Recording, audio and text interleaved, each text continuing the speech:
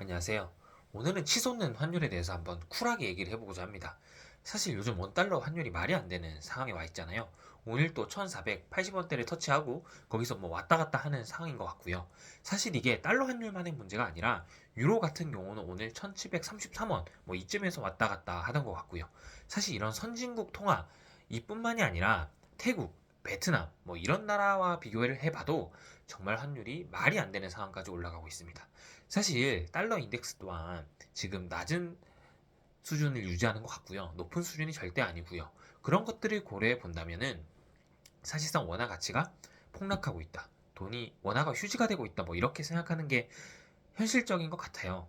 사실 우리나라 환율이 이렇게 치솟는 상황들이 가끔 있는데 위기 상황이 왔을 때 이렇게 환율이 치솟습니다. 근데 요즘 같은 상황을 보면은 환율 그래프를 1년 또는 3년, 5년 이렇게 늘려놓고 보면은 환율이 만성적으로 꾸준히 우상향하는 것을 볼 수 있습니다. 이런 것들을 봤을 때 사실상 원화가 꾸준히 녹아내리고 원화가 꾸준히 휴지가 있다고 저는 그렇게 생각을 하고 있어요. 사실상 환율은 국가의 경쟁력을 나타낸다고 생각을 합니다. 물론 그 환율이 상승했을 때 뭐 수출이 잘 된다거나 뭐 이런 장점도 있겠지만 뭐든지 적당하게 좋은 거라고 환율이 이렇게나 많이 꾸준하게 만성적으로 상승하는 것은 사실상 긍정적인 요인보다는 부정적인 요인이 많다고 생각을 하고요. 사실 요즘 국제적으로 봤을 때 어느 정도 경제 수준이 있는 나라 중에서 환율이 이렇게 맛이 가고 있는 나라는 한국과 일본이 있었는데 일본 또한 이번에 중앙은행이 금리 인상을 결정하면서 금리 인상을 할 거라는 기대가 높아지면서 일본 환율 또한 한국 원화 대비 올라가는 상황이 발생하고 있습니다.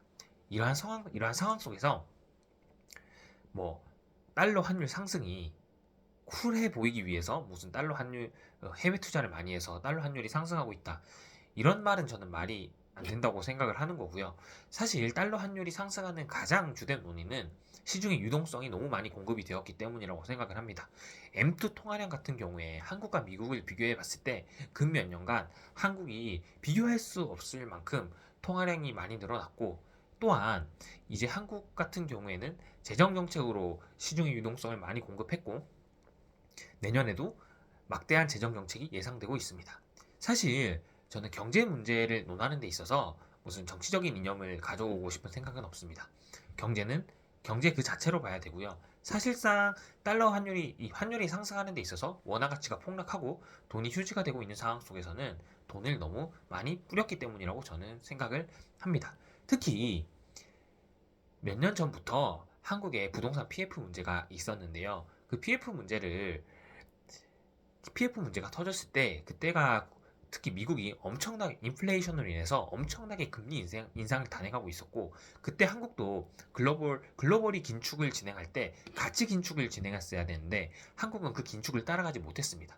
그래서 그 부실화된 PF들이 어느 정도 살아날 수 있는 기회를 줬는데요. 사실상 국제적으로 긴축을 할 수 있을 때 그때가 한국이 사실상 그 부동산에 관련된 PF 문제를 해결할 수 있는 절호의 기회였는데 그때 제대로 된 구조조정을 하지 못했다고 판단을 하고 있습니다.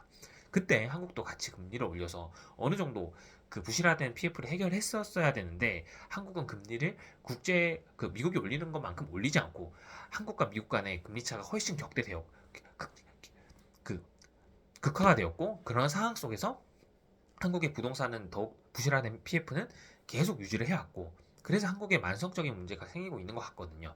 지금도 한국과 미국의 금리 차가 존재합니다. 상당하고요. 사실상 객관적으로 미국 달러를 가지고 있을 때 원화를 가지고 있을 때보다 더 이자를 준다면 어떤 사람들이 원화에 예금을 할까요? 그런 사람의 수요보다는 달러를 가지고자 하는 수요가 훨씬 강하겠죠. 이런 구조적인 한미 간의 금리 차 그리고 시중에 공급되는 유동성 이런 거시적인 측면 때문에 원달러 환율 그리고 원달러뿐만 아니라 세계 각국의 주요 통화 그리고 신흥국 통화와 비교했을 때도 한국의 원화 가치가 소위 말해서 박살이 나고 있다. 저는 그렇게 생각을 하고 있습니다. 이런 상황 속에서 저희 같은 개인들이 바꿀 수 있는 건 거의 없죠. 저희는 시장의 환경을 바꿀 수 있는 능력은 되지 못하고 주어진 상황에서 사실 적응하면서 가장 합리적인 선택을 해야 되는 각각의 개인들입니다. 그래서 이런 상황일수록 포트폴리오 속에서 달러로 표시되는 자산이라 함은 반드시 무슨 달러 현금을 가지고 있어야 된다는 것이 아니라 미국 주식이나 달러로 표시되는 금, 어떤 사람한테는 그게 코인이 될 수도 있겠고요.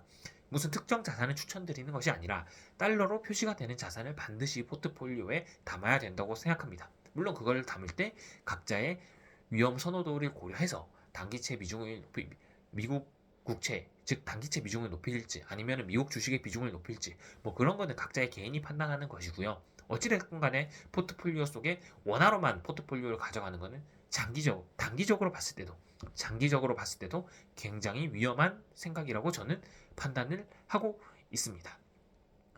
요즘 같은 시대에 사실 달러 환율이 상승을 하면, 즉 우리나라 같은 경우에는 대부분의 원자재를 수입을 하는데 물가도 만만치 않습니다. 시중에 축산물, 뭐 기타 여러 물가들이 치솟는 것을 알 수 있는데요. 이거는 환율 상승과도 연관이 반드시 있다고 생각을 합니다. 이런 어려운 상황 속에서는 더욱더 본인의 포트폴리오에 달러 자산을 반드시 포함시키는 방향으로 나아가야 된다. 저는 이렇게 생각을 하고 있습니다. 오늘도 치솟는 환율 그리고 박살나는 원화 가치에 대해서 폭락하는 원화 가치에 대해서 한번 얘기를 해봤는데요.